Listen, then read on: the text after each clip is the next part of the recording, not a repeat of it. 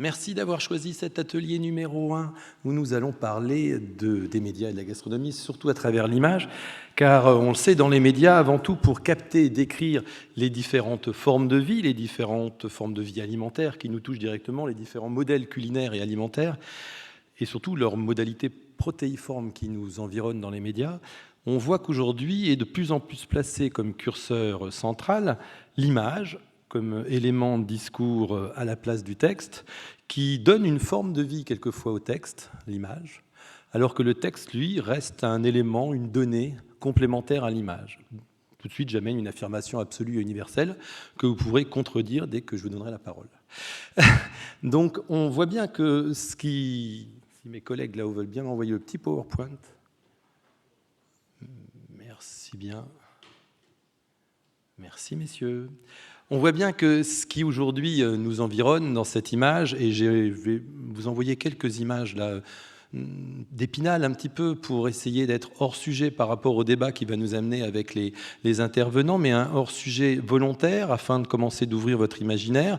Ce qui nous ouvre quelquefois, ça peut être l'obscurantisme du savoir, de la découverte, de la quête de la connaissance, que normalement n'importe quel support médiatique, n'importe quel médium, n'importe quel support iconographique doit promouvoir. Cette image peut être trompeuse si elle n'est pas vérifiée par le prescripteur, volontairement erronée ou pas, pour tenter d'attiser l'appétence ou pas, avec toujours une volonté d'esthétisme qui est au cœur des préoccupations, et un cœur quelquefois qui est totalement rafraîchi, comme on le voit sur cette image.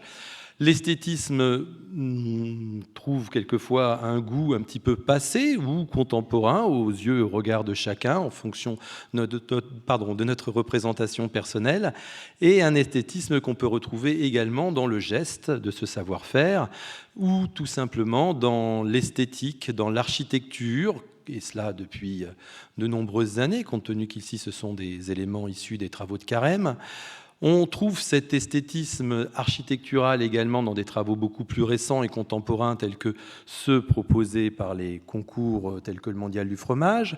Et puis un esthétisme du produit qui est de plus en plus avoisinant, tantôt tourné vers le végétal, tantôt tourné vers le carné.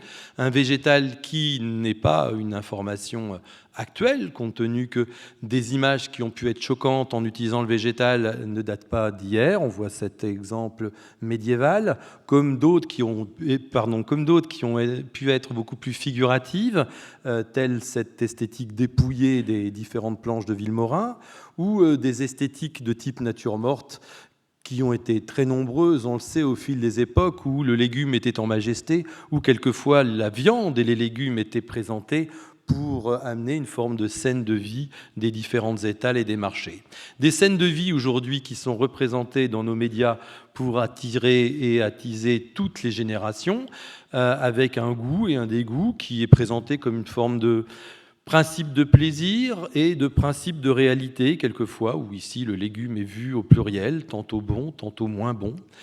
Ces iconographies, donc, on les retrouve dans différents médias pour nous servir un menu diversifié, toujours avec une volonté d'esthétisme quelquefois très artistique, cherchée dans sa forme comme dans sa figure. Une esthétique qui quelquefois nous renvoie vers une esthésie, c'est-à-dire une représentation très personnelle que l'on peut avoir d'un sujet, avec aussi quelquefois la volonté de montrer une forme d'éthique, que ce soit dans le choix des produits ou dans la notion de savoir-faire. Alors évidemment, on va se demander la place du texte dans tout ça, et pour se poser cette question, je vais rejoindre immédiatement les autres intervenants.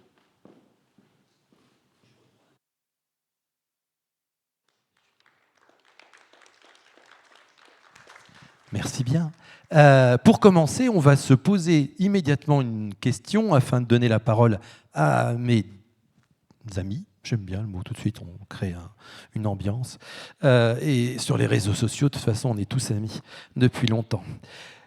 L'esthétique est donc au cœur de toutes les préoccupations qui sont des personnes qui sont autour de moi.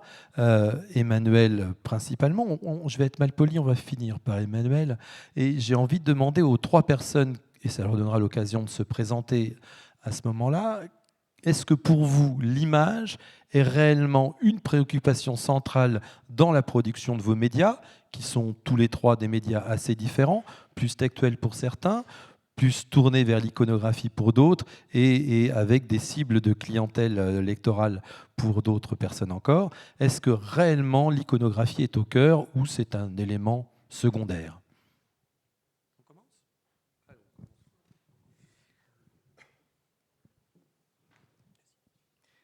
Bonjour à tous. Donc moi je suis Philippe Toinard, j'ai été rédacteur en chef jusqu'en 2023 de la revue 180 degrés.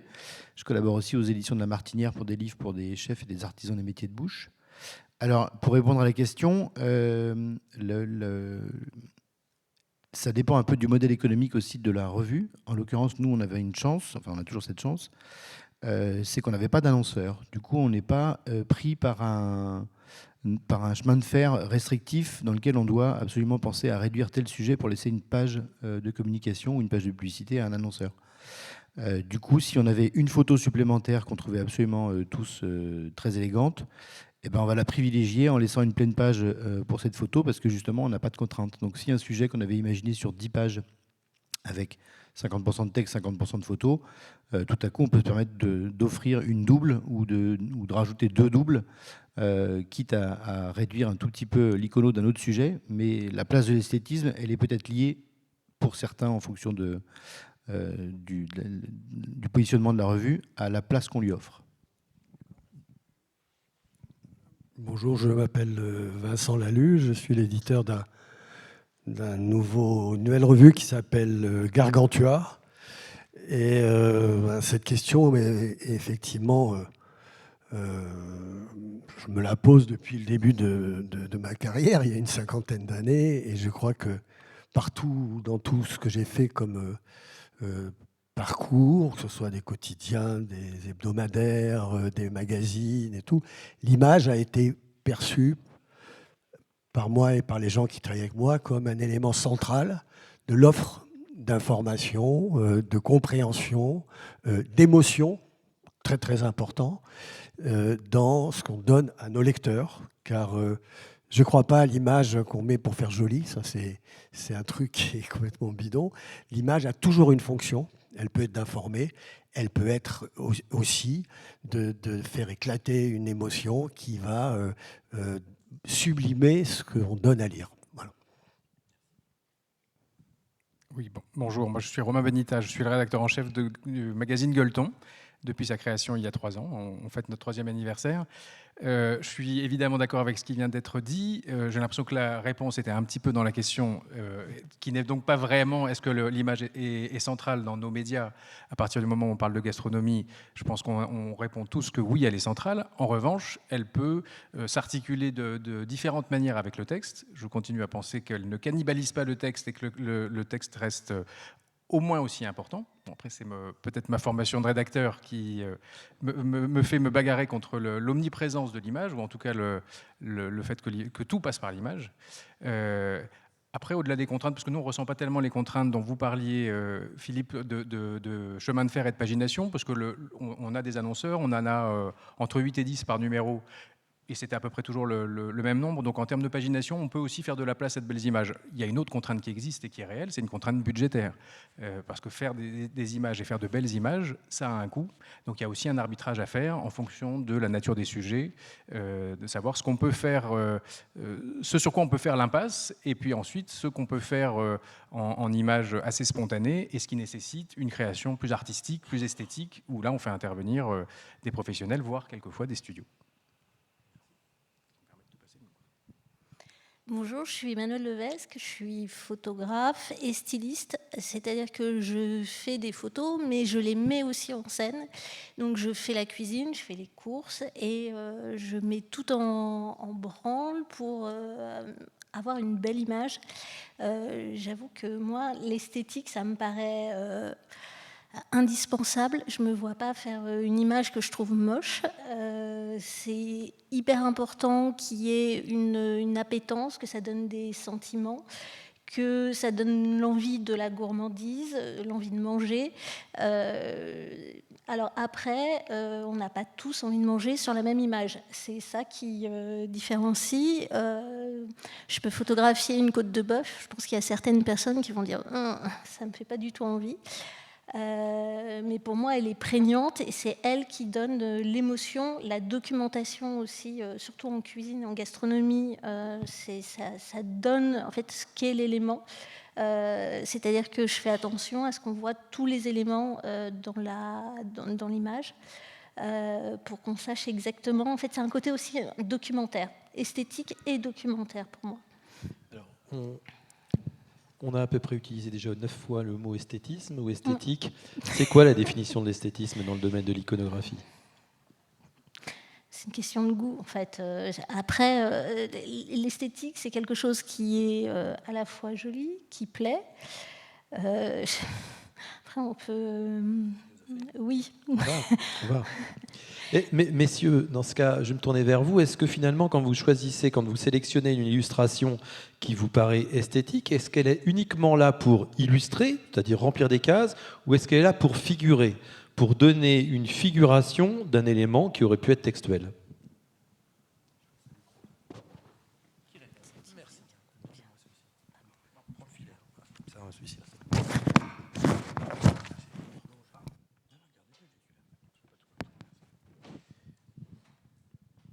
Merci. On va la répéter. Est-ce que quand on choisit une illustration, elle est uniquement là pour illustrer, c'est-à-dire mettre une image de plus dans le canevas, ou est-ce qu'elle est là pour faire figurer quelque chose, pour donner une figuration, c'est-à-dire une figure de style et une incarnation du produit ou d'un personnage ou d'un élément, d'un concept ? En ce qui nous concerne, chez Gueuleton, je pense qu'elle est éminemment figurative, mais je pense que c'est aussi à lier à la ligne éditoriale du support. Et j'imagine que la réponse ne sera pas forcément la même pour tout le monde. Certaines revues peuvent avoir une approche peut-être plus artistique des photos. C'est vrai que pour nous, je dirais qu'au-delà de la dimension esthétique, et évidemment, il faut que les produits soient jolis et soient appétissants. C'est quand même ce qu'on attend d'un magazine de gastronomie. Mais on a particulièrement à cœur une notion, alors qui est très galvaudé, très utilisé, notamment dans les métiers de la communication, mais qui est on ne peut plus vrai en fonction de notre ligne éditoriale, c'est l'authenticité. C'est-à-dire on ne retouche jamais les photos de plat, on ne les fait faire jamais en studio. C'est vraiment des photos qui sont prises dans l'instant, donc qui sont figuratives parce qu'elles illustrent ce dont on parle. Le cochon qu'on est allé voir chez l'éleveur dans sa ferme, mais la côte de bœuf, où la question s'est posée pour nous avec des photos qui ne sont d'un certain point de vue pas très esthétique, quand on a fait un dossier sur les abats, qui est un sujet qui nous tient particulièrement à cœur chez Gueuleton, et on s'est posé beaucoup de questions, ça a fait débat au sein de la rédaction, tous n'étaient pas d'accord, on a utilisé beaucoup de produits crus. Et on a eu énormément de retours de lecteurs assez amusants et qui nous ont surpris, qui nous ont dit « merci de nous montrer enfin des produits tels qu'ils existent ». Et c'est vrai qu'un foie de veau, un rognon, même si on est très carnivore, ce qui est mon cas, et très amateur de ce genre de plat, on peut contester le côté purement esthétique d'un rein ou d'un foie un peu sanguignolant. Donc, pour moi, pour répondre à la question de manière courte, je dirais que ça reste essentiellement figuratif et il faut qu'on ait une bonne raison de publier une photo. Philippe, l'image est là pour raconter quelque chose ? Pas forcément. Je rejoins assez Romain sur le... Il y a peut-être aussi un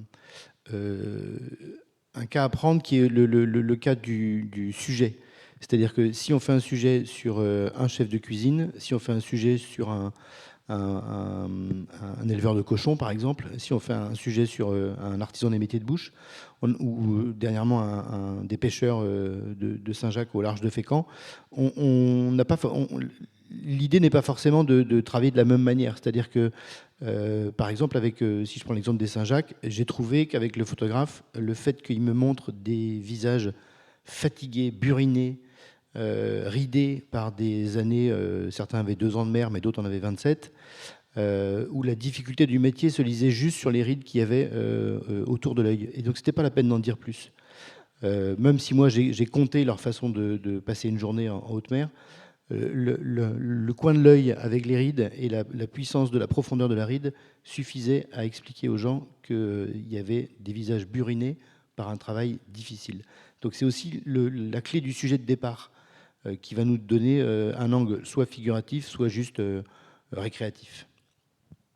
Vincent, dans Gargantua, vu que Gargantua, dans l'esprit de tout le monde, c'est avant tout une incarnation d'un personnage qui travaille énormément sur l'imaginaire, où est la place de l'image dans Gargantua ? Par exemple, le numéro 2 est consacré au poison. Et pour parler des poisons, l'image répond à...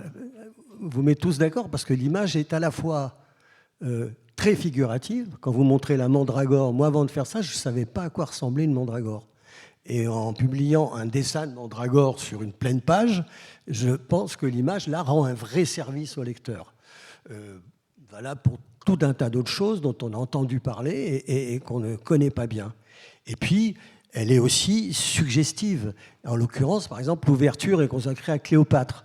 Cléopâtre, les portraits de Cléopâtre, du suicide de Cléopâtre, empoisonné par un cobra égyptien, il y en a 50 ou 60. Le visage de Cléopâtre est toujours différent et l'expression qu'elle donne raconte tellement bien le siècle, la tendance, l'époque dans laquelle elle était prise, qu'il y a vraiment à la fois l'émotion et l'information du climat dans lequel on a fait ce travail. Et ça, je trouve que c'est très important. J'aimais pas du tout l'époque où, à la grande époque de Elle, à la grande époque où il y avait tous les DA qui ont été formés à Elle, le grand truc pour faire les malins au studio, c'était dire ouais, ben là, mettez du gris. C'était quoi le gris? C'était les textes. Ils se foutaient complètement des textes qu'on allait mettre dedans. Bon, ils en rajoutaient, c'est vrai, mais c'était une mode. Bon. Il ne faut pas que ça soit ni dans un sens ni dans l'autre. Je maintiens ça. Je ne dirais pas autre chose pour toute cette réunion. Je crois que la synergie entre l'image et le texte est une des clés, peut-être la première, de la réussite d'un magazine. Merci bien. La synergie entre l'image et le texte, c'est une forme de point commun qu'on cherche toujours à rechercher quand on participe à un support rédactionnel. Et ce point commun, plus j'écoute les médias aujourd'hui, les éditeurs, voire les lecteurs à travers différentes générations, plus j'entends le mot sens, que ça soit dans l'activité de la restauration, comme dans la rédaction ou la préparation d'images. À chaque fois, les gens disent qu'ils veulent essayer de donner du sens à leur travail rédactionnel, à leur travail photographique, voire à l'espace commun, à la réflexion commune, à la relation commune qu'ils vont donner entre l'image et le texte. Ce sens, rappelons-le, c'est quand même la racine de la sensibilité qu'on essaye d'exposer dans le sens, de la sensualité quelquefois qu'on essaye de donner à certains produits, de la sensorialité, ce qui est la base, de toute sensation, voire du sensationnel, et du sensitif, c'est-à-dire toucher le produit sans avoir le produit entre ses mains. Mais est-ce que vous pensez franchement que la relation entre l'image et le texte en tant que telle est un signe visible, compris par les téléspectateurs, j'allais dire, pardon, par les lecteurs? Est-ce que réellement la communauté de lecteurs comprend ce qu'on essaye de faire comme interaction entre image et texte, ou quelquefois, quand vous accrochez une image et un texte, vous dites, il y a le risque quand même que les personnes ne comprennent pas du tout le lien que j'ai essayé de donner? Alors moi, je peux répondre, et pas pour moi, je vais répondre 180 degrés. Ce qu'il vient de dire sur les rides Les lecteurs qui lisaient, parce que vous êtes dans la forme 180 degrés, ils venaient parce qu'ils avaient compris cette relation entre l'image et le texte. Et que ce sens de 180 degrés était son ADN. Et je crois qu'un vrai média... s'il a une vraie ADN comme celle-là, alors il y a des purs médias marketing et tout, on peut en parler, c'est encore une autre histoire. Mais pour ce genre de travail, d'ambition, le lecteur qui vient faire partie de la famille des lecteurs, il est bien sûr très très au courant du sens qu'on a voulu donner au travail. Oui, mais merci pour le compliment. C'est vrai que c'est ce qu'on a essayé de faire. Et effectivement, parfois, quand on lit certains papiers, selon la plume que l'on faisait travailler, il n'y avait pas forcément toujours un lien direct avec un paragraphe et une photo où on cherche la photo qui va illustrer ce paragraphe. Mais tout à coup, on avait, ce que je vous disais tout à l'heure, des mains calleuses, des ongles sales, qui n'étaient pas cités dans le texte, mais juste, comme vous l'avez dit, l'idée c'était de donner du sens en laissant les gens deviner que cette main-là travaille la terre dont on parle sur 8 pages, mais sans jamais aborder la difficulté ou autre chose. Juste, elle a compris que cette main illustrait avec du sens ce qu'on avait écrit auparavant. Et je vais dans le même sens, mais je crois que si on est sincère et lucide, on est conscient que tout le monde ne lira pas la totalité du magazine, même si ça nous fait mal quand on suit 100 EO pour produire 132 pages. On sait que même, on peut raisonnablement penser que les lecteurs qui liront la totalité du magazine sont minoritaires.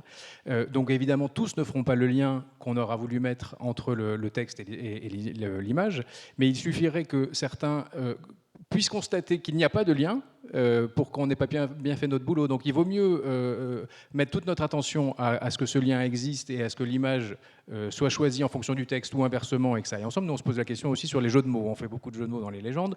On se doute bien que tous, d'abord, ne sont pas drôles, que tous ne sont sans doute pas compris, mais on part du principe que ceux qui sont à même de l'apprécier verraient si jamais il n'y a pas de congruence entre texte et image. Si on décrit le visage buriné d'un marin et qu'on décrit sa tenue et que sur le visuel qu'une agence de com nous a donné, il est rasé alors qu'on parle de sa barbe, il porte pas la même tenue. Oui, heureusement, certains lecteurs le verraient, et ne serait-ce que pour cela, il faut faire en sorte que la cohérence et la congruence existent. Et là, il n'y a aucun jeu de mots dans ce que tu as dit, là. Si, il y en avait plein. Moi, je travaille beaucoup pour l'édition et je fais des livres de recettes. Et là, quand une éditrice commence à me donner un projet, la première chose qu'elle commence par me donner, c'est le texte. C'est-à-dire que moi, je me base sur le texte pour faire des images. C'est-à-dire que je le lis, je m'imprègne du texte. Alors, quelquefois, c'est des recettes. Ça peut être, entre guillemets, ridicule de dire qu'on s'imprègne d'une recette. Mais en fait, je me l'approprie pour pouvoir après donner une image. Donc il y a une vraie concordance de l'un avec l'autre. Et après, il y a un dialogue avec l'éditrice de savoir si cette image représente bien le texte. Et il y a vraiment un lien entre les deux. Et moi, dans mon travail, il y a une véritable interprétation du texte. C'est-à-dire que c'est ma lecture du texte. Quelquefois, ma lecture du texte, elle n'est pas forcément juste, ou quelquefois elle est très juste, mais ça fait partie de mon travail en fait. Pour moi, être photographe et styliste, c'est aussi de la lecture d'un texte. Et pour moi, ça fonctionne comme ça. Je vais rester, Emmanuel, garde le micro. Est-ce qu'il y a la volonté de faire une performance quand tu fais une photo à destination d'un magazine ou d'un ouvrage? Est-ce qu'il y a la volonté de rendre finalement matériel quelque chose qui ne l'est pas nécessairement pour le lecteur, et vu que tu es un acteur intermédialiste, c'est-à-dire un inter-acteur entre deux prescripteurs, est-ce que tu as toujours pour ambition de créer une forme de phénomène dans ta prise de photo et de faire quelque chose de performatif? Alors, pas toujours. Et en fait, c'est assez amusant parce que les photos que vous avez passées au début, il y a des photos... par exemple, j'ai un client qui... alors, je travaille à la fois pour l'édition, mais aussi pour des clients, des traiteurs, des marques. Et il y a un traiteur qui fait de la restauration collective, qui me donne les recettes. Alors, il me donne les fiches techniques pour pouvoir faire les recettes. Je les fais dans le studio et je les photographie. Et ils les vendent dans des frigos connectés dans les entreprises. Et souvent, quand je refais la recette, elle est beaucoup, beaucoup, beaucoup plus belle que ce que vous allez avoir dans le frigo. Le problème, c'est que quand je fais valider l'image, on me dit « Ah, mais cette image-là, elle est beaucoup trop belle. » C'est votre recette? Oui, mais c'est de la restauration collective. Donc, il faut que je colle à une certaine réalité de ce qu'on va vendre et en même temps, il faut que je le magnifie.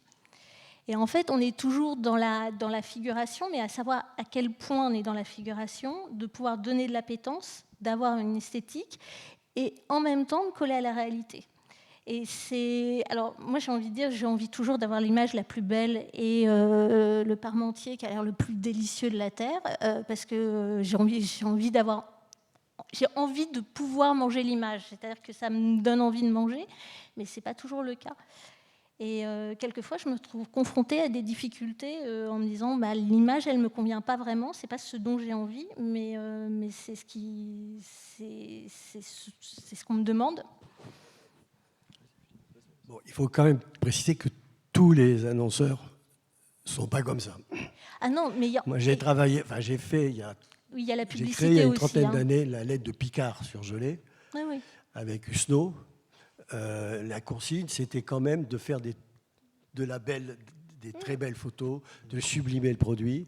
Et on travaillait beaucoup pour qu'il y ait une sensualité qui sorte de la lettre. Et elle a pas mal vécu, puisqu'elle a changé, elle a été quand même refaite, mais c'était il y a 30 ans. Et les deux celles qui étaient les patrons de Picard à cette époque-là, c'était leur consigne. Il fallait que ça donne envie. Voilà.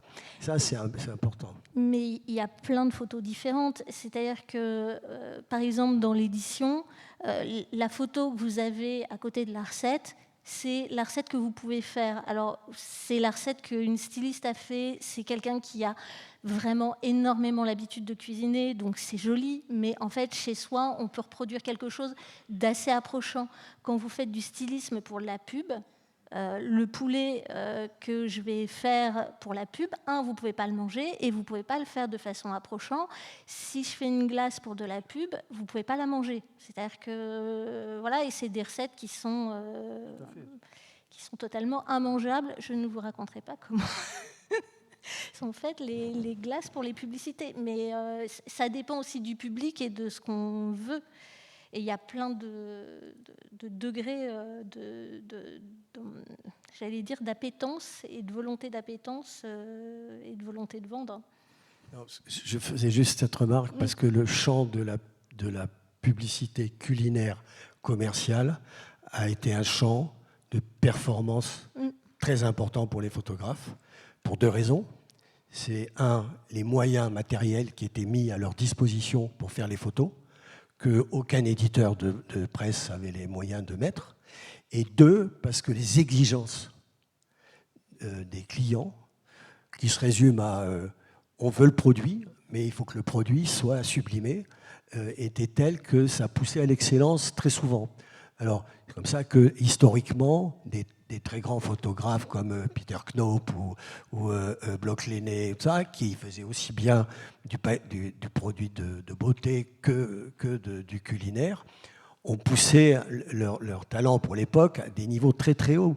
Et ça n'aurait peut-être pas été le cas s'ils n'avaient pas travaillé pour le commercial, pour les fabricants. Voilà, c'est pour ça que mon intervention... Oui, c'est trop bien. Je reprends les mots de Vincent, où la notion de sublimer dépend surtout d'une notion de volonté, vous disiez au départ. Hein. Cette volonté, c'est finalement, je disais tout à l'heure le mot sens, c'est finalement un axe qu'on essaye de donner à son travail. Je reprends juste une phrase de Merleau-Ponty qui disait « Donner chair à une image », donner chair, c'est H-I-R, à une image, c'est donner la possibilité au monde d'offrir une visibilité à un sujet, à un objet, tel qu'un élément alimentaire, et surtout offrir une consistance ontologique. C'est-à-dire que, selon lui, il y a de la philosophie partout, normal, c'était un philosophe, mais j'ai envie, quand j'entends quelqu'un comme Vincent, qui nous dit que dans toute la carrière qu'il a eue, avant tout, il y a toujours eu une notion de volonté de promouvoir cette sublimation, cette excellence, pour reprendre juste les termes évoqués. Donc, selon vous, les rédacteurs actuels, est-ce qu'il y a toujours volonté d'avoir un axe d'idéalisation de l'image, parce qu'on est dans un pays d'idéalisation de l'image, donc peut-être que vous-même, vos supports médiatiques ont déjà un idéal. Est-ce qu'il y a une notion ontologique, entre guillemets philosophique, rabaissée? Est-ce que vous réfléchissez vous-même à une dimension ontologique ou une politique éditoriale, si vous préférez, dans la représentation que vous voulez offrir, dans la profondeur des images comme des mots, si vous voulez?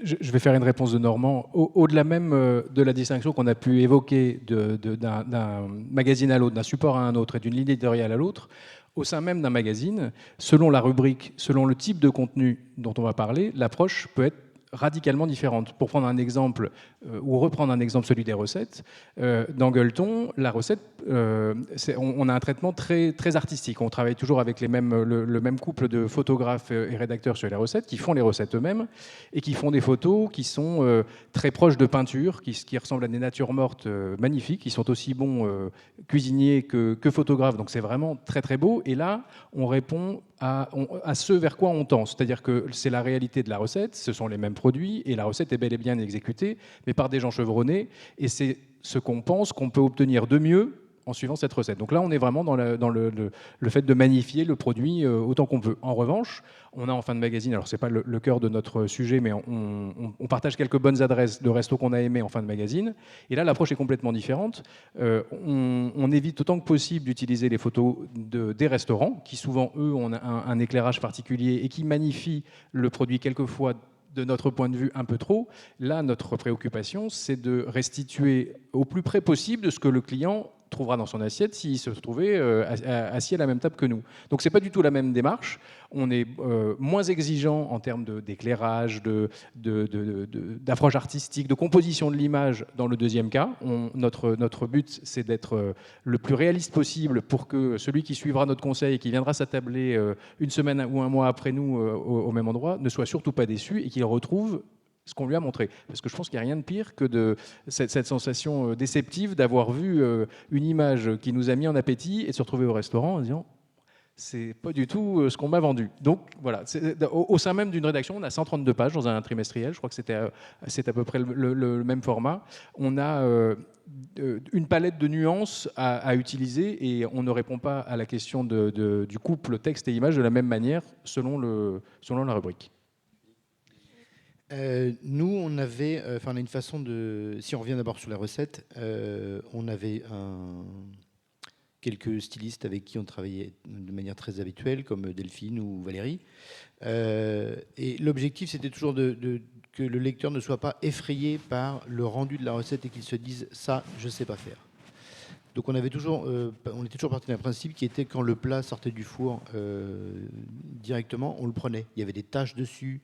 Il y avait du gras qui avait coulé, etc. C'est pas grave parce que normalement, quand vous sortez le plat du four de chez vous, c'est comme ça que ça va se passer. Donc, ça sur la partie recette, on faisait en sorte que la personne se dise, bah, ça, je peux le faire, puisqu'en fait, si Valérie elle l'a fait, si Delphine elle l'a fait, il n'y a pas de raison que je puisse pas m'en sortir.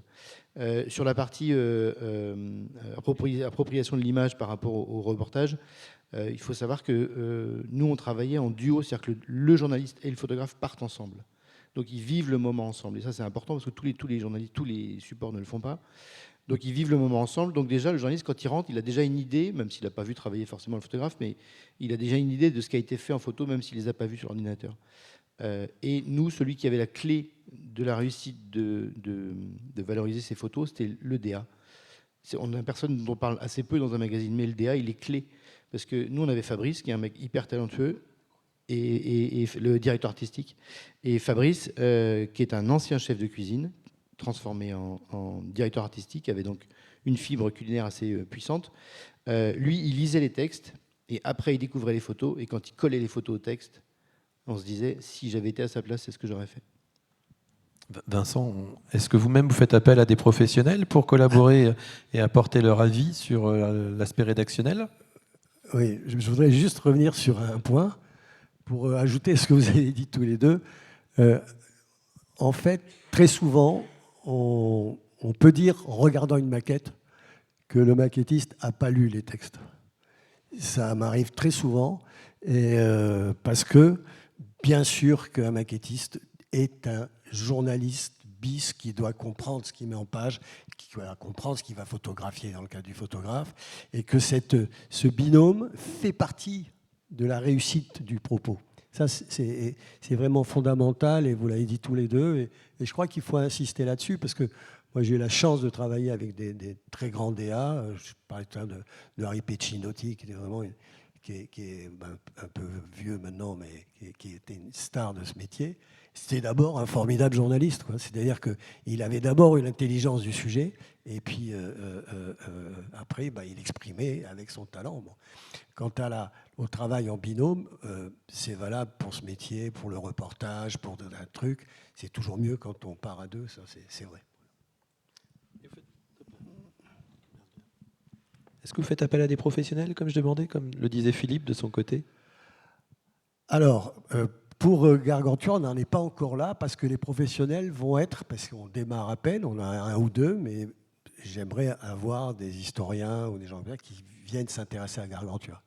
Sur d'autres magazines, bien sûr, j'ai un magazine sur le chemin de fer, qui est la vie du rail, où là, j'ai deux excellents ingénieurs qui m'écrivent des choses auxquelles je ne comprends rien, parce que c'est très, très pointu. Sur un autre magazine qui s'appelle 8 pieds 6 qui parle de pêche à la mouche. J'ai 2 stars de la pêche à la mouche. Donc ça, c'est une partie de la réponse. Il y a un moment où le contenu doit être suffisamment élevé pour que le client il trouve son compte. Parce que le client, il ne va pas vous acheter uniquement parce qu'il aura feuilleté un truc joli. Il faut lui donner un bénéfice lecteur. Et ce bénéfice lecteur, très souvent, ce sont des spécialistes qui l'apportent. Et Emmanuel, quand on est une photographe professionnelle spécialisée dans ce sujet-là, on passe un CAP cuisine pour le plaisir ou pas?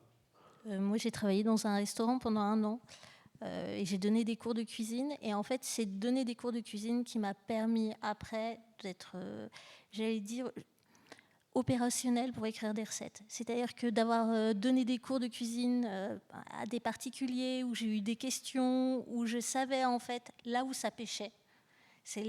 Maintenant, je sais les gens, leurs demandes et les problématiques qu'ils ont au niveau de la cuisine.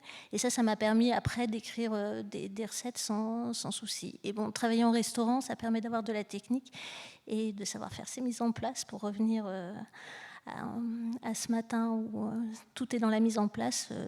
Voilà. Romain, on est sur le profil des partenaires et des individus qui tournent autour de la sphère de l'élément rédactionnel. Est-ce que vous, compte tenu vraiment du profil que vous essayez de donner à votre média, vous faites un casting pour trouver les tronches à l'intérieur de votre magazine, ou vous passez votre temps à sillonner les ruralités? La rubrique portrait, alors je sais que ce matin le format journalistique du portrait a été décrié, moi c'est un format que j'aime bien, mais la rubrique s'appelle Bonne Gueule. Alors effectivement, au moment où on l'a conçu, dans notre idée, ce sont des bonnes gueules dans tous les sens du terme, c'est-à-dire visuellement, mais d'abord dans des histoires à raconter, mais finalement... Notre critère numéro 1, c'est des gens qui ont une passion de ce qu'ils font, une passion du produit et une bonne gueule, une gueule. Ils en ont toujours une au final. Et là, c'est aussi le talent des photographes qui vont les rencontrer et qui vont les magnifier. Les rides dont Philippe parlait du pêcheur ou les différents signes du travail, de leur attachement à un terroir, etc., se retranscrit à l'image. Mais non, on n'a pas un casting esthétique. Et si on a un producteur, pour reprendre l'exemple de cochon, qui fait un cochon excellent, même si il n'a pas une grosse moustache ou une gueule très photogénique, c'est quand même de lui qu'on parlera plutôt que de son voisin qui aura un physique plus avenant, mais qui fera du moins bon cochon. Tant pis pour Monsieur Astruc de Roquefort. Je reviens à l'image, qui est le sujet normalement qu'on doit développer ensemble. Est-ce qu'on peut envisager aujourd'hui de faire un média culinaire sans image? Pour une fois, je fais une question courte. Ça dépend ce qu'on met dans le culinaire. Alors, ça dépend si on met reportages et recettes. Moi, j'ai du mal à imaginer des recettes sans visuel. Voilà.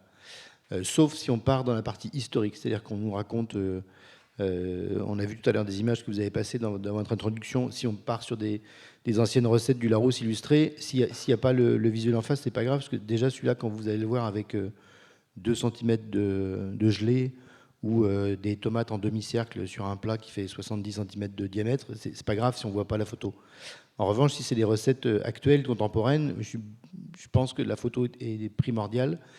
En revanche, pour un reportage ou pour... Vous avez quelque chose contre le kitsch? Non, pas du tout. Ah bon, on avait même une rubrique à la fin qui était l'avant-dernière page où on faisait la photo la plus horrible possible à partir d'un plat ancien. Et la subjectivité du beau, vous en faites quoi si le lecteur trouve que la photo horrible, elle lui plaît? En fait, c'est-à-dire que parfois, ils se demandaient si c'était de l'achat de photos ou si on l'avait fait nous-mêmes. Et on leur répondait qu'on l'avait fait nous-mêmes. Et du coup, je ne suis pas sûr qu'ils aient envie de cuisiner ce qu'on avait mis, mais c'était juste pour utiliser la 192e page, parce qu'il fallait bien trouver quelque chose. Et pour en revenir, en revanche, pour les portraits, je pense qu'on peut vivre sans photo et laisser le lecteur partir dans son imaginaire. Et si on reparle du cochon, si on reparle du pêcheur de Saint-Jacques, on peut ne pas avoir la photo du bateau, on peut ne pas avoir la photo du capitaine. La personne, elle est projetée dans l'eau et elle voit très bien de quoi on parle. Là, la photo n'est peut-être pas forcément toujours nécessaire. Alors c'est la rentrée littéraire pour la littérature, mais c'est aussi la rentrée littéraire là pour les livres de cuisine. Il y a tous les livres de cuisine qui arrivent pour Noël et moi je regarde, normalement je regarde ce qui sort et il y a 2 livres qui sont sortis la semaine dernière et la semaine d'avant. Un où c'est 1000 recettes qui viennent du New York Times fait par des chefs. C'est un livre qui a été publié par Hachette qui doit faire à peu près, je pense, 1000 pages, 80 €. Il y a 0 illustration. Et un autre qui a été édité, je me demande si c'est pas Marabout ou Hachette, en fait c'est la même maison d'édition, hein, c'est le même groupe. La cuisine de Françoise Bernard, aucune illustration, 1000 recettes, pareil, papier Bible. Et la couverture pour l'un est un aplat de couleurs et pour l'autre une illustration. Voilà. Donc apparemment les éditeurs pensent qu'on peut publier des recettes sans dire à quoi ça ressemble. Moi personnellement, quand je lis une recette, j'essaye d'imaginer à quoi ça ressemble, mais c'est mon métier de faire ça. Alors, c'est vrai que la question est terrible. Bon, d'abord Françoise Bernard, ça a été créé pour ça. Il y avait même une légende qui disait qu'elle n'existait pas, qu'elle avait été inventée pour contrer Ginette Mathieu. Mais ça, je ne sais pas si c'est vrai. Mais bon, c'était pour ça. Celle du New York Times, j'ai entendu parler de ce livre, je ne sais pas ce qu'il vaut. Mais je connais un auteur de livres de recettes qui n'a jamais eu besoin d'illustration et qui est pour moi le meilleur auteur culinaire, c'est-à-dire les recettes les plus incroyables à faire que j'ai jamais vues, qui s'appelle Joël Robuchon. Joël Robuchon, si vous prenez un livre de recettes de Joël Robuchon, et bêtement, vous faites tout ce qu'il dit. S'il vous dit de poser les haricots verts à cet endroit, de ne pas les laver, vous faites exactement et bêtement ce qu'il vous dit. Il y a Christine Ferber vous avez aussi. un truc extraordinaire. Et en parallèle, on regardait son émission de télé quand même pour la partie iconographique. C'est peut-être pour ça qu'il n'y a pas l'image. Il y a Christine Ferber aussi qui a fait des poches de livres de recettes de confiture et qui ont très très très bien marché. Juste une petite question pour Emmanuel. Emmanuel, quand on est photographe artiste, je me mets à la place des artistes, en général, artistes picturaux par exemple, quand ils font un tableau, ils ne s'intéressent pas du tout à ce que l'observateur peut ressentir. Il sait qu'il y aura un ressenti. Est-ce que quand on fait des photos culinaires à une destination commerciale, est-ce qu'on s'interroge quand même sur la compréhension que peut avoir le visiteur, le lecteur, sur le ressenti qu'on a essayé de transmettre dans cette iconographie ? J'espère. En fait, moi, c'est ce qui me tient tous les jours.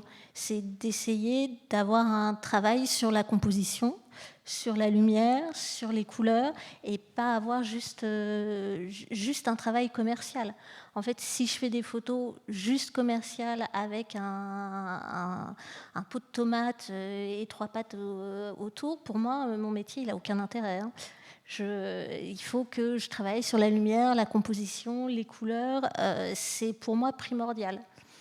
Mais, messieurs responsables de rédaction, vous interrogez de temps en temps vos lecteurs sur le ressenti et la compréhension qu'ils ont pu avoir de vos productions rédactionnelles comme iconographiques ? Chez Gueuleton, pas encore. On aimerait bien le faire. On ne les interroge pas. En revanche, ils nous écrivent. Et donc, quelquefois, on découvre une erreur qu'on a pu laisser passer et qui nous a échappé. Et ça rejoint, y compris l'illustration, et ça rejoint ce que je disais tout à l'heure sur l'importance d'être très exigeant envers nous-mêmes. Je me souviens d'un lecteur alors, qui était très sympathique et bienveillant, mais qui avait commenté une illustration d'un dossier. Alors, vous allez penser que je suis focalisé ou obsédé par le cochon, mais il se trouve que c'était une illustration de cochon. C'était une gravure, un dessin qui était vraiment là pour illustrer l'article et qui correspondait à une race de cochon. Et il nous a fait remarquer que les oreilles n'étaient pas comme il fallait qu'elles soient et que donc c'était pas la bonne illustration pour cette race de cochon en particulier. Donc on ne les interroge pas, mais heureusement ils nous font part de certains de leurs retours par le courrier des lecteurs. Nous aussi, on les a pas interrogés. On avait juste fait une étude il y a quelques temps pour savoir qui ils étaient, Voilà, pour comprendre qu'on avait 50% d'hommes, 50% de femmes, 50% de province, 50% de Paris. Voilà, c'était assez simple, donc du coup on faisait plaisir à tout le monde, donc on était très contents du résultat.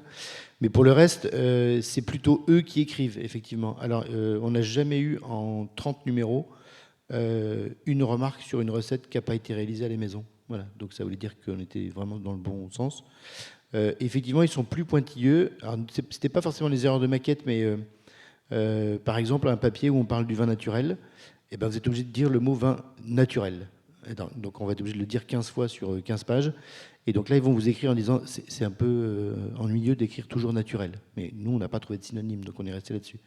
Ils ont un regard acéré, mais ils sont toujours assez dans la bienveillance. C'est ce qui est plutôt agréable, ce qui prouve bien qu'on partage une passion commune qui est le bien vivre et le bien manger ensemble. Hop là, le volume n'est pas le même. Quel usage ont les lecteurs de vos médias, de vos 3 médias? Est-ce que c'est un usage de plaisir, vraiment fonctionnel pour l'utiliser? Alors, ne me répondez pas tous les usages, hein, s'il vous plaît.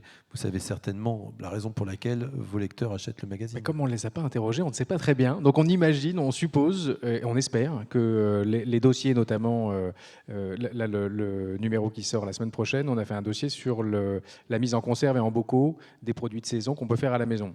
Et là, on l'a vraiment conçu, le dossier central, comme quelque chose de très pratico-pratique, en espérant que les lecteurs vont y revenir en fonction des saisons, parce qu'on a une sorte de calendrier qui explique comment procéder à telle ou telle période de l'année. Et donc là, spécifiquement, on espère que ça sera très fonctionnel. Les recettes, j'espère qu'elles sont archivées et que les lecteurs s'en servent.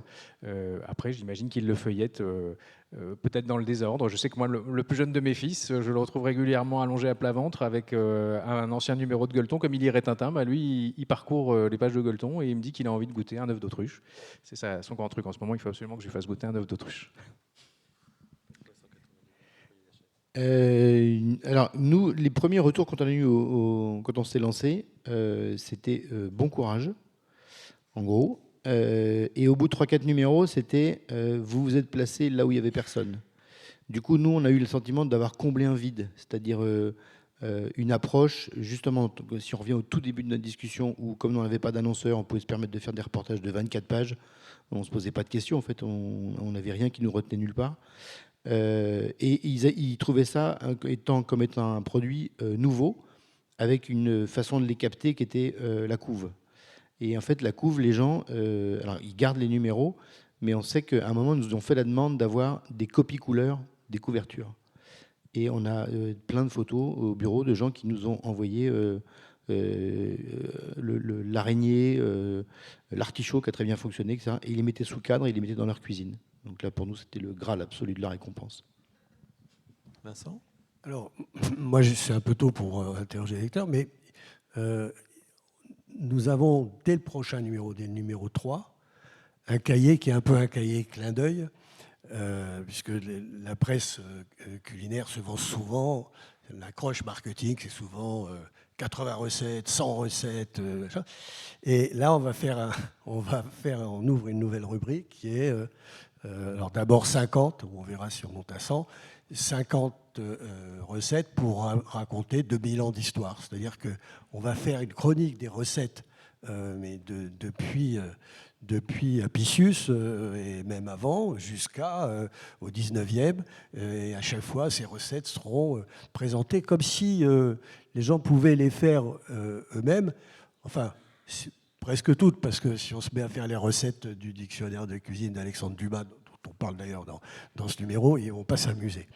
Mais sur l'exigence des lecteurs, j'ai effectivement un autre titre où là, c'est les fous de train. Les ferroviphiles, qu'on appelle parfois les ferrovipates. On a un titre qui s'appelle Rail Passion.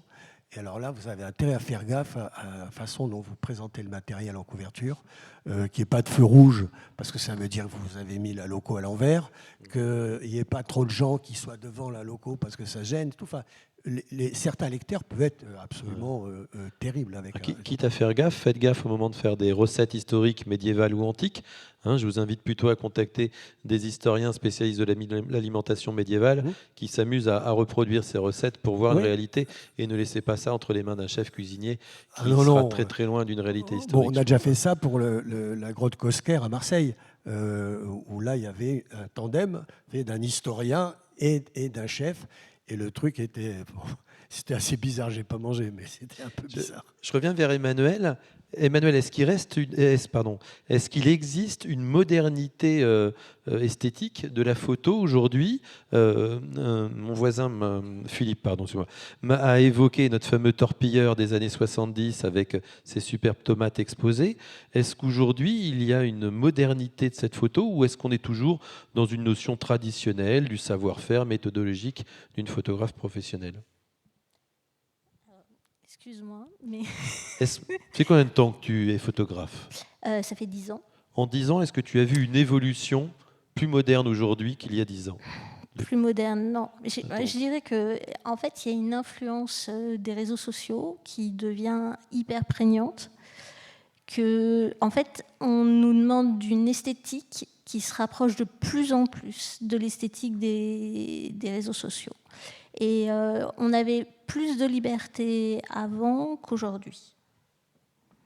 D'accord. Est-ce qu'on voit par exemple l'élévation, comme sous l'époque de Carême, et certainement d'une forme de franc-maçonnerie, l'élévation du produit, ou au contraire une notion de pas à pas, pour évoquer Hervétis par exemple, de la démarche esthétique attendue?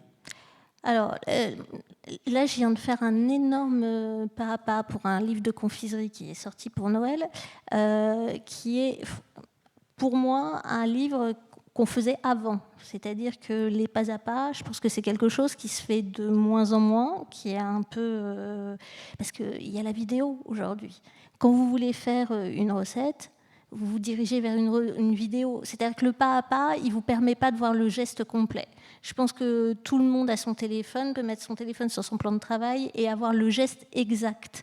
La photographie fige le geste. Et pour avoir le geste exact, ça ne marche pas. Donc je pense que le pas à pas, ça existe encore dans quelques livres, mais ça sera fini rapidement. Je pense que c'est quelque chose qui ne sera jamais pérenne. Après... l'image animée prend de plus en plus de place dans le culinaire. C'est-à-dire que je fais beaucoup d'éditions et d'images figées, mais je fais de plus en plus de vidéos, chose que je ne faisais pas avant. Depuis 2-3 ans, en fait, on me demande des stop motion, des vidéos culinaires où je cuisine et voilà, c'est quelque chose qui devient vraiment prégnant. L'image figée, moi j'ai l'impression qu'elle tend à être moins présente. Dans le digital, tout à fait, oui. Ouais. Mais pour les acteurs rédactionnels, presse ou papier en général, qui sont présents autour de nous, j'ai envie de vous mettre un petit peu dans une situation compliquée, messieurs. Madame vit de sa photo. Est-ce que vous faites beaucoup appel à des photographes professionnels, ou est-ce que vous allez chercher des images gratuites sur les réseaux sociaux, voire est-ce que vous faites appel à des IA pour produire des photos originales dans vos magazines? Il n'y a pas encore, parce qu'on est beaucoup trop vieux pour nous y être mis. Non, pour répondre premier degré, nous, on fait appel à des photographes professionnels pour l'essentiel, et au maximum, je l'évoquais tout à l'heure, une réalité de contraintes budgétaires. On achète un petit peu de photos en banque d'images, mais ça reste vraiment très minoritaire. Et sur tous les sujets importants, les reportages, les portraits, on dépêche des photographes professionnels sur ces sujets-là, parce que ça nous paraît crucial. Si on pouvait, on le ferait pour 100% des visuels. Là, je dirais que, grosso modo, dans chaque numéro, il doit y avoir 70 ou 80% d'images qui sont commandées à des photographes professionnels dans le magazine. Nous, on est à 100%. C'est une production faite maison, totalement. On n'achète rien. Et on a un noyau dur de 5 ou 6 stylistes, 12 photographes et autant de journalistes qui sont les mêmes et qui tournent sur les sujets. Et les affinités, parce que c'est important aussi de le préciser, l'affinité du produit vers lequel on va envoyer le journaliste ou le photographe, vous aurez un meilleur retour parce que vous savez que cette personne-là est plus intéressée par la matière, l'autre est plus intéressé par la terre, l'autre est intéressé par l'être humain. Donc ces duos existent et ça fait 100% de production maison. Alors, sur Gargantua, c'est plus un documentariste dont on a besoin, parce qu'on va chercher surtout des images du passé. Sur 8 pieds 6, on a deux experts. L'un, surtout un homme d'image. Et là, il a des images qui sont... d'ailleurs, c'est une source de revenus on les revend parce qu'il a des images, c'est en même temps un très très bon pêcheur, donc il a des images extraordinaires qui circulent beaucoup, et l'autre est plus un rédacteur. Sur le ferroviaire, on a eu jusqu'à 3 photographes. Aujourd'hui, on n'en a plus parce que ils ont pris leur retraite et qu'il n'y a pas de jeunes qui font ce job. En plus, la photo ferroviaire en France, et c'est un peu spécial. Autant les anglo-saxons ont des photographes ferroviaires extrêmement doués qui font bien vivre les trucs, autant là, il y a une espèce de rigidité sur le matériel, sur son exposition et tout, qui est un peu déprimante. Donc c'est une réponse un peu décevante, mais je dois la vérité de dire ce qu'il en est réellement. On va sortir du rail et revenir dans notre rail. Mais sur l'IA, je peux dire que... alors, je vous ai apporté une couverture qui a été travaillée en IA. Oui, alors c'est pas Gargantua, c'est le dernier numéro. C'est le dernier numéro de 8 pieds 6. Alors, vous voyez, là, il y a un poisson qui est un poisson qui s'appelle l'ombre commun, Timalus linné, qui est un poisson qui est c'est une espèce en disparition. L'image est très très belle, elle a été très shootée, et simplement, on avait un fond qui convenait pas du tout pour une couverture, et ça a été retravaillé avec l'équivalent en graphique de ChatGPT, j'oublie son nom, et qui nous a reconstitué toute cette forêt derrière. On a précisé que ça a été fait, et le résultat est assez impressionnant, quoi. Donc je vous ai apporté parce que c'est une tendance ça va exister de plus en plus, il faut le savoir. Comme disait Romain, c'est le plus jeune d'entre nous qui nous parle d'IA. Merci beaucoup, Vincent. Une photographe professionnelle, elle en pense quoi de l'IA? C'est la mort du petit cheval? Alors, ça dépend si je suis pessimiste ou pas. De toute façon, photographe ou journaliste, on est dans le même bateau. C'est-à-dire que toute la création peut être remise en cause par l'IA. Alors, on en parlait il y a très peu de temps, mais moi, mon œil de photographe, je vois une photo IA, je la repère, mais dans les 2 secondes. C'est-à-dire que... Alors, c'est ce que je disais... Par définition, ce que tu crois. ce que tu ne repères pas, tu ne sais pas que tu ne l'as pas repéré. Oui. Mais bon, alors il y a la malhonnêteté aussi où quelquefois c'est pas précisé, parce qu'on ne sait pas. Il y a eu un grand concours de photographie au mois d'avril dernier, où il y a un photographe qui a présenté une photo pour un concours qu'il a gagné. Et une fois qu'il l'a gagné, il a dit « Ah, mais en fait, c'est pas ma photo ». Donc effectivement, il y a des professionnels qui se font avoir en donnant un prix à une photo qui en fait a été faite par un ordinateur. Donc effectivement, ouais, quelquefois je me dis oui, bon c'est une IA, mais je peux tout à fait me faire avoir. Romain, IA? Nous, pour l'instant, la seule fois où on a fait appel à l'IA, c'était au moment où on parlait beaucoup de ChatGPT, donc il y a quelques mois, 6 ou 9 mois, et on s'est amusé, je me suis amusé à demander à ChatGPT d'écrire un courrier à la rédaction de Gueuleton, et qui relevait presque de la poésie gourmande, qui était évidemment publiée en tant que telle, et on s'est amusé à répondre à cette intelligence artificielle en la remerciant de nous avoir écrit. Pour l'instant, on n'est pas allé plus loin. Je vais rester avec Romain si possible. Romain, vu qu'on présente pas mal d'animaux dans votre magazine, on va rester sur le cochon, ça peut vous faire plaisir, hein. Est-ce qu'on peut se permettre de tout montrer en images dans votre magazine, sachant la politique de défense des animaux qui existe aujourd'hui? Est-ce que vous donnez certaines limites? On reste un trimestriel destiné au plaisir, à la convivialité, donc on ne cherche pas à heurter les lecteurs, donc on va évidemment éliminer des images. Alors, je ne sais pas arriver souvent, s'il y en a qui peuvent être particulièrement choquantes. En revanche, on ne s'empêche pas dans un reportage, pour filer l'exemple du cochon, sur 6 pages sur le cochon, on va avoir des petits porcelets tout mignons qu'on va voir dans les bras de l'éleveur. Et ça ne nous empêchera pas d'avoir des côtelettes à la page suivante, et on comprend bien que les uns sont liés aux autres. Donc on ne s'autorise pas tout, mais parce que tout n'aurait pas de sens dans un magazine comme le nôtre, d'aller chercher le choc ou l'image spectaculaire ou choquante. Oui. On peut tout se permettre dans les magazines, ou vous mettez des limites dans vos revues?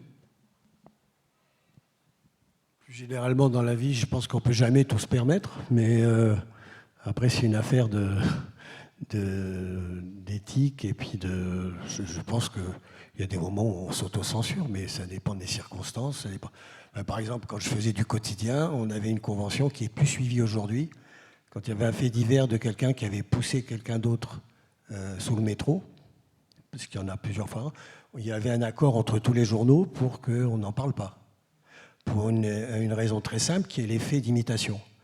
Et j'observe que depuis quelques années, cet accord tacite a disparu, puisque un ou deux titres que je ne citerai pas ont publié ce genre d'informations. Donc voilà, c'est une réponse qui est un peu lointaine, mais on ne fait pas ce métier sans quelques règles de vie. Enfin, il n'y a pas de... L'idée, c'est pas de se dire qu'on va se bloquer et ne pas mettre certaines choses. On sait aussi, c'est valable pour nous tous ici, mais si quelqu'un rentre dans un kiosque et achète la revue de Romain, il sait ce qu'il va chercher. Ça s'appelle Gueuleton. Il ne vient pas acheter une revue sur les dragées de Verdun. Voilà. Il vient chercher un truc où on va parler de... Donc, il y a des cochons petits porcelets et que 2 pages après soit Henriette, c'est la vie. Enfin, c'est comme ça que ça se passe. Et ici, on vient chercher Gueuleton, on vient chercher ça pour ça. Chez 180, on vient chercher du reportage, de l'humain. Et nous aussi, on va encore faire du cochon. Mais quand on a fait un reportage sur la tue cochon dans l'Ariège, avec un couple qui avait plus de 72 ans et qui invitait leurs copains qui avaient une moyenne d'âge à peu près équivalente, et que vous avez un énorme cochon coupé en deux au milieu du garage, c'est la tue cochon en Ariège, quoi. C'est comme ça que ça se passe. On ne va pas les maquiller et se dire « Ah non, c'est un peu trop sanguinolent ». C'est marqué sur la couverture qu'on va vous montrer ce que c'est que la tue cochon. Donc voilà, il y a pas de... Les gens viennent nous voir, ils savent ce qu'il y a dedans aussi. Ils ne viennent pas chercher autre chose que du produit, de la tronche et de la recette. Vous croyez qu'on va pouvoir encore longtemps présenter la tue cochon dans cette manière-là? Pour ma part, j'ai été serveur dans un restaurant où on avait Johnny Hallyday et tous ses camarades habillés en blanc qui venaient participer à la Saint-Cochon en Bourgogne, et je m'amusais aux nombreuses épouses de Johnny de leur faire tourner leurs bras blancs dans le sang sanguinolent afin de préparer le boudin. Est-ce que vous croyez qu'il y avait des reportages photos autour de cela? Est-ce que vous croyez qu'aujourd'hui c'est des choses qu'on pourrait encore voir dans Point de vue Image du Monde? Dans Point de vue, peut-être pas, mais chez nous, oui. Voilà, c'est ce que je vous disais, ça dépend de quand vous rentrez dans un kiosque, vous achetez une revue en fonction de votre affinité, de ce que vous avez envie d'avoir dans le train pendant 2 heures. Donc moi, je rentre dans un kiosque, j'achète pas des magazines de moto, je déteste ça en fait. Donc je vais pas aller chercher un truc sur la chute de tel champion dans le virage numéro 3 du Grand Prix, je m'en fous. Alors que si je viens chercher le magazine de Romain qui m'arrive d'acheter, même sans le feuilleter, je sais ce que je viens y chercher pour 2 heures de train. Donc s'il me présente demain un monsieur qui ouvre des huîtres, c'est pas très sympathique quand on réfléchit d'ouvrir des huîtres, l'animal il est vivant, on lui plante un couteau au milieu et puis après on le mange. Bon, sur le principe c'est pas aussi gore que la tue cochon, mais c'est notre vie. Alors, je crois qu'il y a un double problème. Bon, il y a notre arbitrage et notre lecture des métiers qu'on fait, mais il y a aussi un phénomène de société auquel nous ne pouvons rien, qui est que le voyeurisme est un business qui marche très bien. Et le responsable de ça, c'est pas la vieille presse, hein, c'est l'explosion de la nouvelle presse. C'est l'Internet qui fait qu'il y a en circulation des tas d'horreurs, que plus c'est horrible, plus les gens sont contents, regardent, se l'envoient. Et là, c'est une tendance assez lourde de l'évolution des sociétés. Que dans nos métiers, on tienne compte de ça, et qu'on ne sombre pas là-dedans, ça me paraît être le minimum de responsabilité d'un éditeur. Mais c'est vrai que la tendance lourde, elle est, par des médias qui ne sont pas les nôtres, le voyeurisme et l'absence de censure. Et ça, je suis désolé, c'est une dimension populiste auquel je ne peux pas grand-chose, mais il faut lutter. Oui. Mais on peut peut-être considérer que dans la presse alimentaire ou la presse gastronomique, le problème est plutôt inverse. C'est-à-dire qu'on a plutôt tendance à masquer et à faire oublier aux gens que le steak parfaitement carré qu'ils achètent en barquette, il vient de l'animal. Et on a décorrélé un peu les sujets, notamment sur la partie carnée. L'industrie agroalimentaire a plutôt laissé les gens imaginer que quand ils mangent un steak, ils ne mangent pas vraiment de la viande, ou en tout cas, ils ont oublié que c'était un petit agneau pour la côtelette. Je sors un peu du cochon. Et en ça, c'est la tendance inverse à celle que tu décris. Et nous, c'est le retour qu'on nous a fait de certains lecteurs qui nous disaient enfin, vous nous montrez alors quand je dis enfin, on n'est pas les seuls, hein, mais la réalité d'une côte de cochon, d'une bête. On était à Rungis il y a quelques temps, où on voit les têtes de veau dans la partie triperie. Alors, il s'agit d'être respectueux du produit. On n'a pas joué avec les têtes de veau, mais on n'a pas non plus dissimulé le fait que la tête de veau, effectivement, ça rend difficile d'oublier l'animal derrière le mets. Et en fait, manger, c'est politique. Hein. Donc, pour moi, manger, c'est vraiment politique. La presse autour de la nourriture ou la littérature ou l'édition, on a un certain... On dit des choses par les photos, les textes, la saisonnalité, le respect des artisans qui travaillent, le fait de dire que l'animal qu'on mange, en fait, il existe vraiment et qu'il est là. Je pense que c'est c'est une vraie ambition politique. Et le respect aussi du lecteur ou du regardeur, il est là aussi dans le fait de se dire qu'on a une pensée politique et qu'on a un rôle important sur les générations, parce que c'est aussi des problèmes écologiques. Alors on peut dire que c'est des choses très à la mode, etc., mais c'est un vrai impact. Et en tant que photographe culinaire, c'est assez compliqué parce que moi, par exemple, je fais 8 plats par jour. Je me retrouve avec une assiette qui est restée sous des, sous des lampes, quelquefois plusieurs heures. Qu'est-ce que je fais du plat ? J'en fais quoi de ce plat ? C'est-à-dire que j'ai acheté des produits. Déjà, je me bats la plupart du temps pour défendre mes notes de frais parce que je n'achète pas des produits bas de gamme, j'achète du bio. Même si c'est pour des photos, je me dis que même si je ne vais pas le manger, au moins la façon dont l'aliment sera arrivé sur le set, il sera fait de façon, ça sera fait de façon correcte et clean. Et après, il y a les 8 plats qui restent. Donc, il faut que j'arrive à trouver des gens qui les mangent, parce que moi, je ne peux pas écluser les 8 plats, surtout quand je fais un bouquin où je fais 80 recettes et que quand vous faites des bao burgers ou des ramen pendant une semaine, il y a un moment, vous ne pouvez pas, quoi. Et le fait de gérer tout ça derrière, c'est un vrai impact. Pardon, j'ai dérivé. Appelle-nous, on viendra gueuletonner avec toi. Alors, mes voisins m'aiment beaucoup. Hein. Ah oui, juste pour recentrer un peu la situation qu'on a voulu finalement avec un regard social, on a commencé par parler de charmer, de sublimer, de subjuguer. On vient finalement au bout d'une heure à parler de respect et de réaliser une forme de réalité sociale. On a bien fait finalement de s'interroger tout au fil de l'eau sur ces deux pendants. Je vais donner maintenant la parole au public. On aurait pu entre nous continuer de parler des limites du narratif, du théorique et du pratique, mais dans tous les cas, le public a quant à lui certainement certaines questions à poser. Alors je ne vois pas le public parce que j'ai un petit projecteur dans l'œil. Et voilà, très bien, merci beaucoup. Merci pour la lumière. Bonjour, merci, c'était très intéressant. Je suis aussi photographe culinaire et styliste culinaire comme Emmanuel. Et en fait, au fil des années, j'ai commencé à penser à mon travail pas comme une expression d'illustration de quelque chose, mais je revendique d'attribuer à la photographie culinaire ou gastronomique l'appartenance à l'art majeur de la photographie. Finalement, aussi, la photographie culinaire, c'est un langage qui fait partie des racontes de vos articles. Et personnellement, au fil des années, dans mes projets, je n'ai pas pu résister à ajouter à la photo d'une recette, que ce soit la mienne ou d'un chef, les gestes et les portraits spécifiques d'un chef. Donc, je pense qu'on devrait vraiment revendiquer l'appartenance de la photographie culinaire à l'art majeur de la photographie en général. Je me permets de répondre. Pour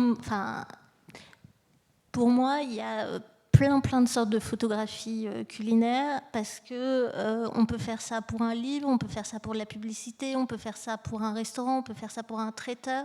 Donc en fait, il y a plein de photos différentes, et pour moi, la photographie culinaire, c'est pas forcément un set avec un verre, une fourchette, un couteau, une assiette, de la nourriture dedans et un petit pot avec du sel à côté.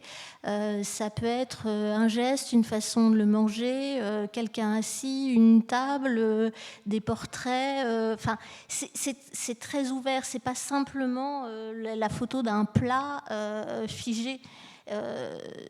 Alors après, ça dépend ce qu'on fait, ce qu'on veut en faire, mais c'est assez amusant, parce que quand je parle avec d'autres photographes, le fait de faire de la photographie culinaire, enfin d'autres photographes qui font autre chose que de la photographie culinaire, ce que je disais tout à l'heure, c'est que je fais aussi des reportages. C'est très polyvalent, c'est pas que de la nature morte, il y a des portraits de gens, on peut partir à l'étranger pour faire des photos, on fait plein de choses différentes. Une autre question peut-être? Non, pas d'autres questions? Ah si. Mademoiselle, vous voulez bien voir monsieur? Ça va être grand.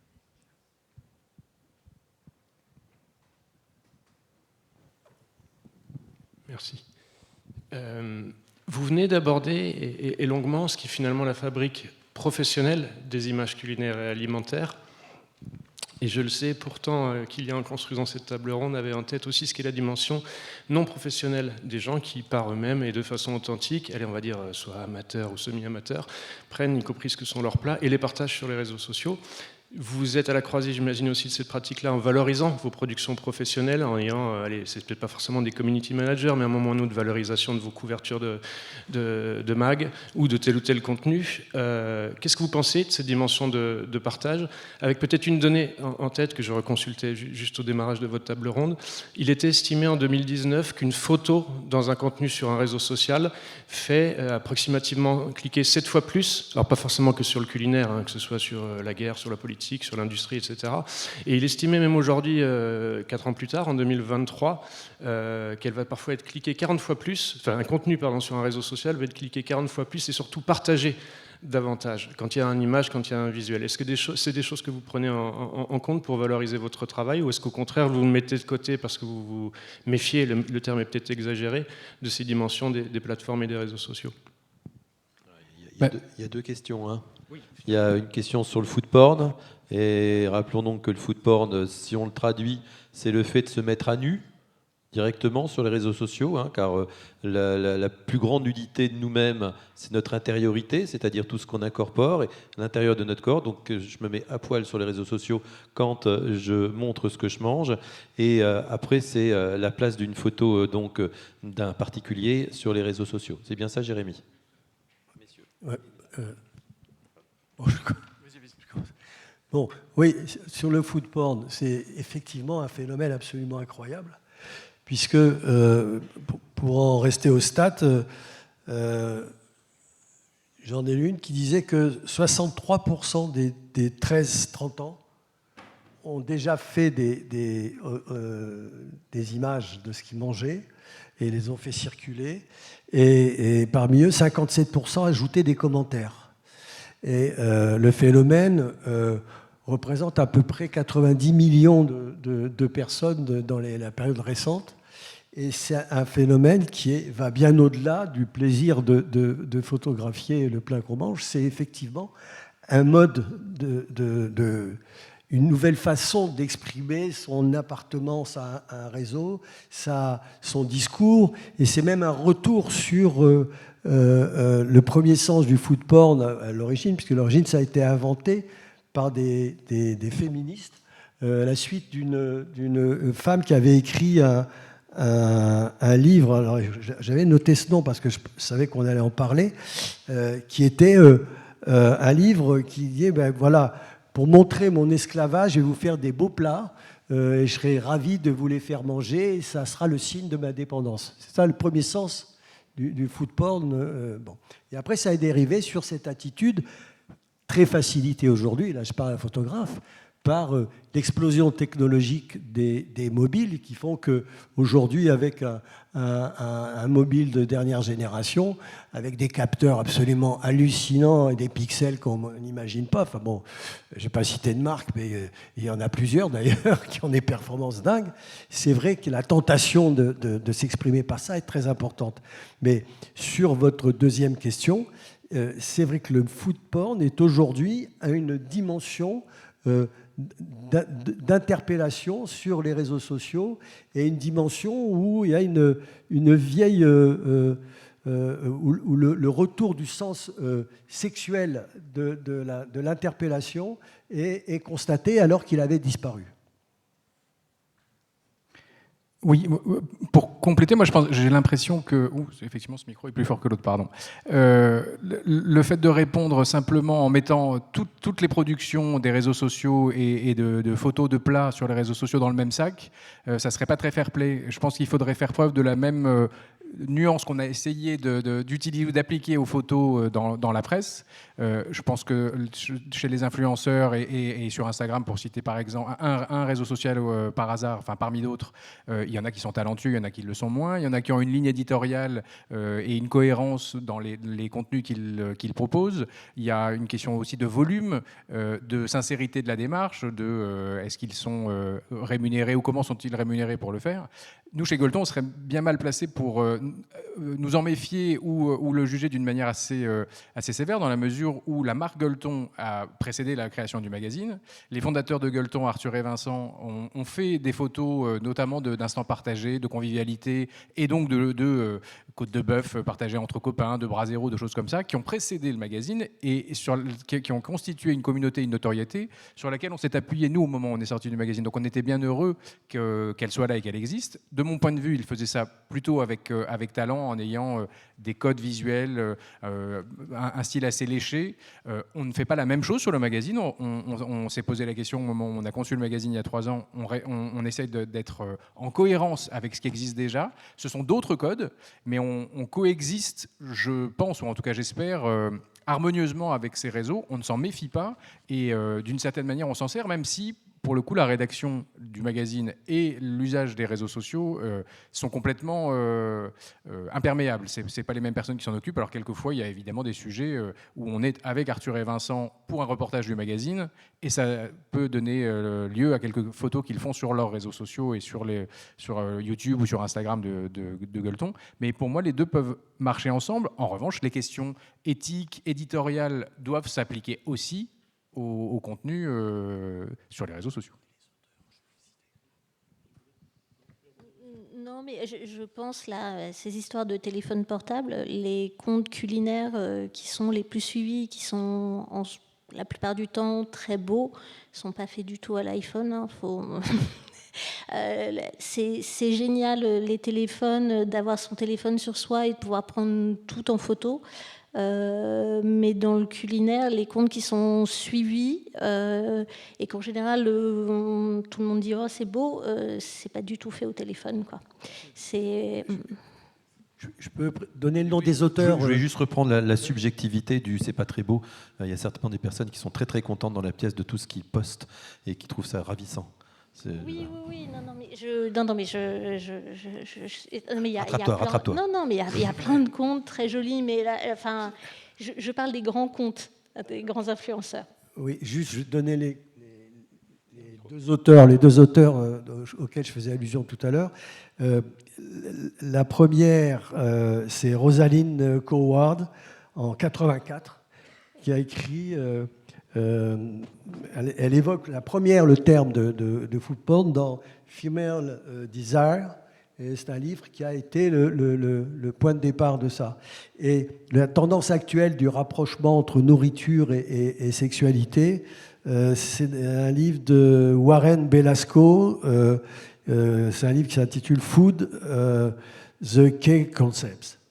Et alors, je ne sais pas chez quel des éditeurs, mais ce sont les deux ouvrages qui résument un peu ces tendances que j'évoquais. Voilà. Quant à savoir si on fait des belles photos avec les trucs. D'autres questions? Oui, monsieur Genex.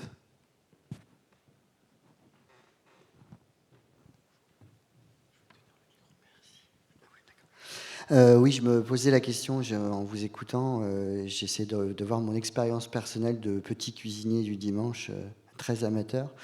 Et je me disais qu'il y avait peut-être en fait deux sortes d'images, des images dans des beaux livres qu'on va laisser dans le salon, qu'on va surtout pas faire venir dans la cuisine parce qu'on a peur de les salir, qui vont peut-être nous donner envie de faire à manger, cette recette-là ou une autre d'ailleurs, mais qui vont susciter une envie de cuisiner. Et à l'inverse, des choses qui vont franchir le seuil de la cuisine pour vraiment un usage purement technique, où il y aura d'ailleurs peut-être pas besoin de photos. Et qui, là aussi, il y a des photos, en tout cas, que ce sera plutôt des photos qui sont juste pour vérifier que ce qu'on est en train de faire ressemble à peu près à ce qu'il y a sur la photo, mais qui sont plus des photos, je dirais, utiles et pratiques.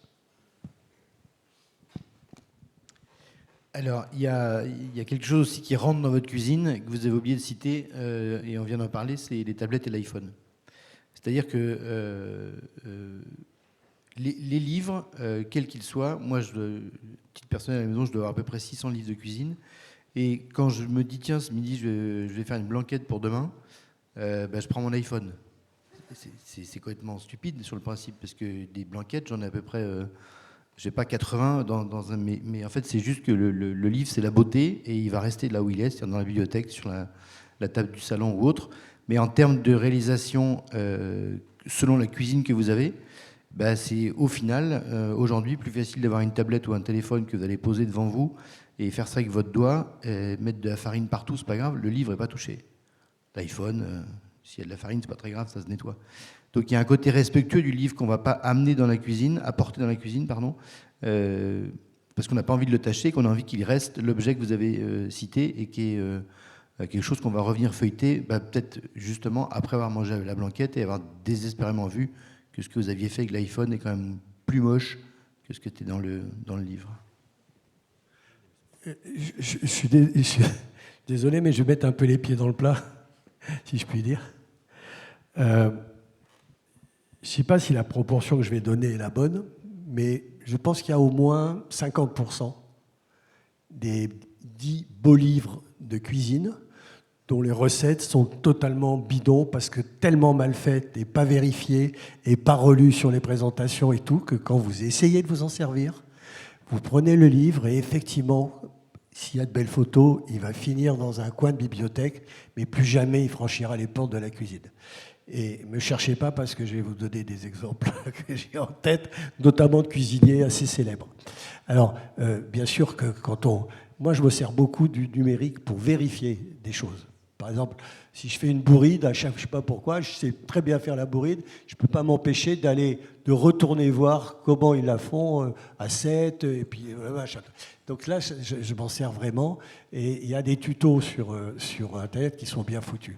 Mais je reviens à Robuchon, quand je vais faire un truc de Robuchon, je vais chercher de bons bouquins, et puis voilà, je m'en sers. Bon. Je suis toujours gêné par le rayonnage beau livre, moi, dans les librairies. Parce que ça laisse entendre que tous les autres rayonnages du domaine culinaire n'ont rien à foutre là, vu qu'ils sont moches. Une autre question? Oui, madame? Le temps que le micro arrive vers madame, moi j'avais une question en vitesse à vous poser. Finalement, sur la notion d'incarnation des chefs qui sont omniprésents dans les différents médias, quels qu'ils soient, et on parle ici de la presse, on voit qu'à chaque fois on les photographie en tenue, blanche, comme s'il y avait une forme de rayonnement, si possible avec une toque, pour montrer cette notion d'élévation sociale plus proche du sacré.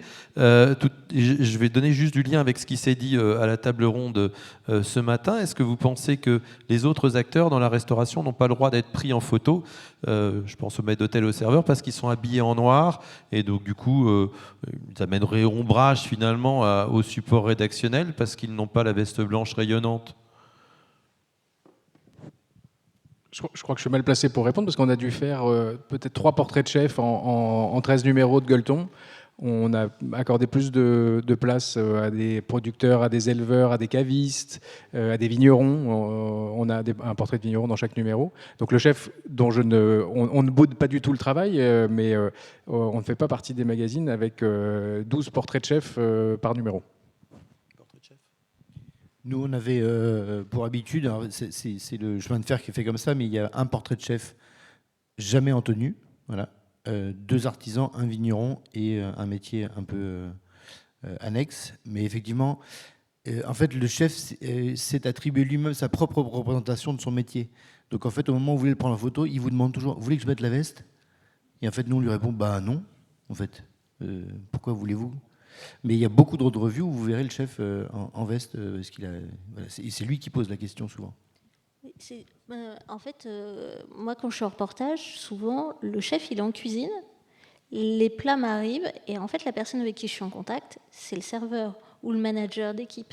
Et en fait, en général, c'est lui que je prends en photo. Alors, je ne prends pas son visage, mais c'est lui que je prends en photo, en fait, 90% du temps.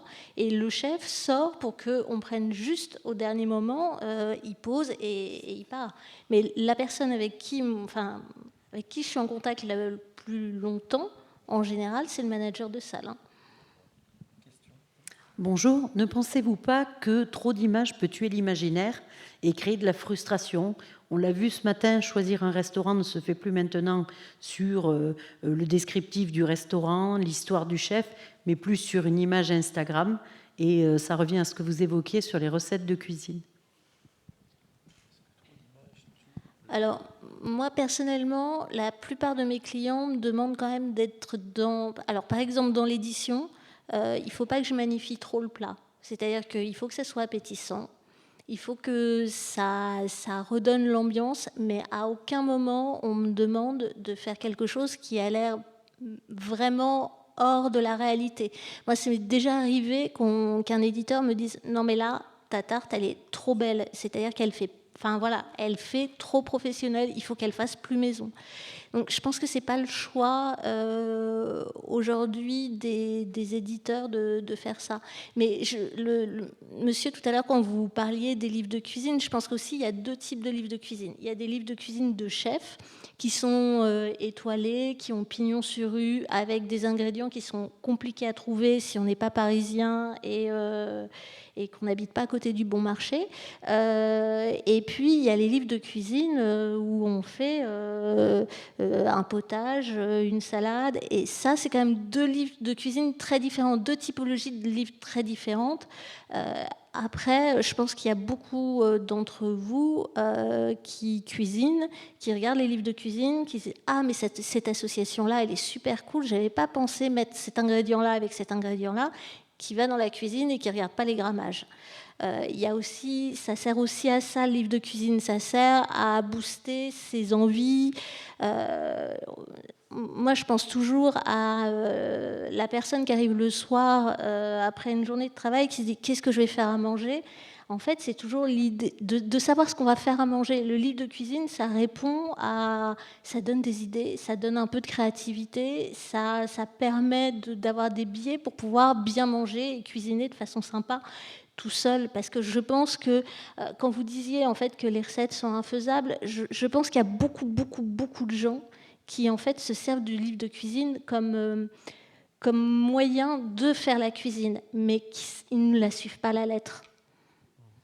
Je me permets de rebondir sur est-ce que trop d'images tue l'image.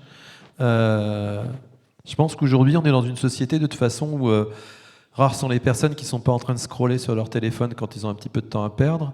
Et ça me paraît finalement inévitable d'utiliser l'image en quantité. L'image nourrit, elle se nourrit par elle-même aussi au fil du temps où elle est produite. Elle amène finalement une puissance évocatrice en le voulant ou sans le vouloir. Donc le prescripteur de cette image, il est naturellement un acteur qui nous nourrit, nous, en tant que lecteurs. Et je ne pense pas qu'il faille y voir vraiment préjudice. L'image et le prescripteur de cette image apportent non seulement une sensibilité et potentiellement une intimité quelquefois, et ils viennent toucher notre sensibilité et notre intimité. Donc, moi, à partir du moment où les gens font ça uniquement pour tenter de me faire du bien, je ne vais pas critiquer le fait qu'il y ait une surabondance d'images.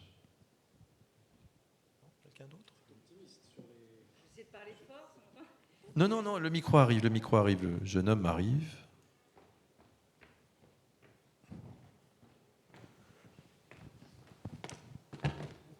Sans tomber. Tac, tac, badaboum. Je voulais pas vous presser. Bonjour.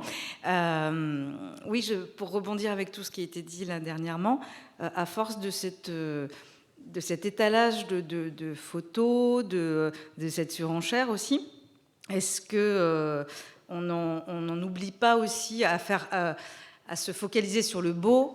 Est-ce qu'on n'en oublie pas aussi le bon, en fait? Si on comprend un peu ma question. Vous parliez de photos trop belles tout à l'heure. Alors, pour moi, mais je pense que je pense qu'il y a plein de gens qui seront d'accord avec moi, c'est que moi je vois un rôti coupé, je sais exactement s'il va être bon ou pas. C'est-à-dire que je vois la cuisson, une tarte, je vois si la pâte elle est croustillante. Le beau vous montre aussi le bon. C'est-à-dire qu'un plat qui est bien cuisiné, ça se voit.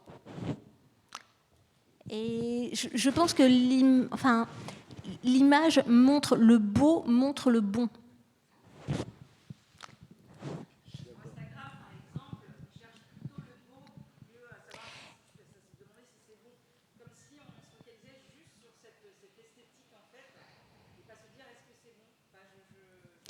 Alors, je vais essayer de vous faire deux réponses. La première, c'est que je rejoins Emmanuelle tout à l'heure quand elle a dit qu'il n'y avait pas un style de photographie culinaire. Donc il y a des photographies culinaires très belles, mais où on est plus proche de l'œuvre artistique. Cette semaine, par exemple, il y a le prix de la photographie culinaire, le Festival international de la photographie culinaire. J'ai vu les images qui sont sélectionnées pour recevoir ce prix. Pour moi, ce sont des œuvres d'art, mais je ne m'y retrouve pas. Le thème cette année, c'est le pain. Quand vous avez une miche de pain qui est lancée en l'air et qui doit redescendre dans un cadre rectangulaire avec une main d'enfant qui est en dessous, je ne sais pas vous, mais moi, je n'ai pas envie de manger de pain. Voilà. C'est beau, mais c'est pas bon. Et pour rebondir sur ce que vous dites, si vous prenez, alors j'ai rien contre eux, hein, mais si vous prenez un site comme Marmiton, les photos sont pas jolies, globalement.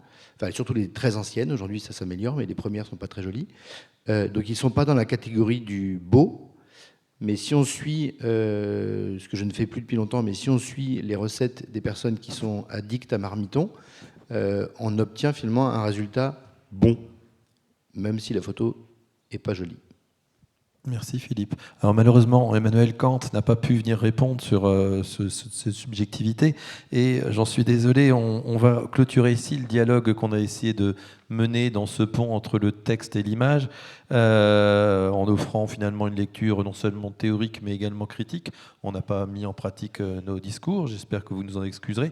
Dans tous les cas, on a tenté de nourrir votre corps et votre esprit et on vous remercie d'en avoir été attentifs. À tout à l'heure.